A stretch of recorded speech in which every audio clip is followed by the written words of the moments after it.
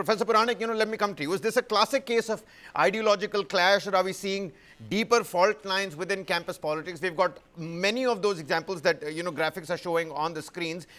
Given distinct history and demography of Jamia Millia Islamia and now the new, affiliation, like Mr. Khan put it, of the Vice Chancellor, was this event bound to trigger resistance, and was it ill thought? What's your assessment?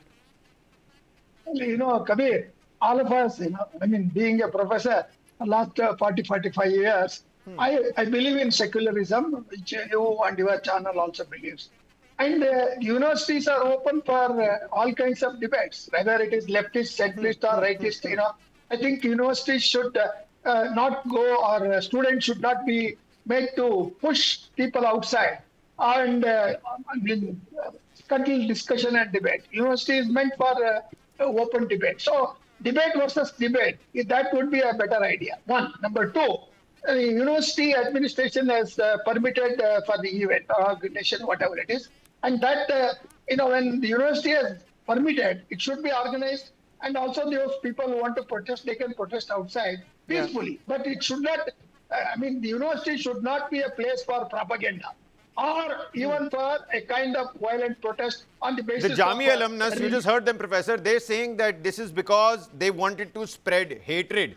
What does one make of that? All these visuals, the protests that we've been seeing, of course, ISI, SFI, protesting against it. They say that, safety and dignity of the minority students are under threat. They demand immediate withdrawal of this. They want an explanation from the administration on why the event was called on in the first place. And this is a direct provocation and affront to the minority students' dignity. Do they have any sort of credibility in those arguments? Help us understand. You're a professor yourself.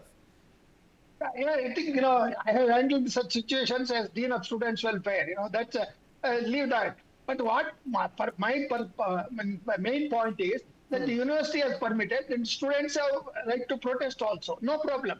But their protest should be within the limits. They cannot say that exclusively Jamia Millia is barred from such ideas. For example, Kabir, I have taught fascism and Nazism, but I have never encouraged the kind of dictatorship or the genocide that happened also. Even atheism, I have taught atheism. And also I have taught about the Prince, the book that is written by, Machiavelli. That doesn't mean the ends justify the means. So that kind of ideology, I think the students are not, I don't say they are misled, but they are overreacting. I think what they could have done is, before the event was organized, they could have asked the Vice Chancellor, why did you permit, first of all? Second thing is there any precedence? But as I know, I have visited Jamia Millia and many other universities in the country, including Aligarh. I don't think the universities per se, they are opposed to such organizations.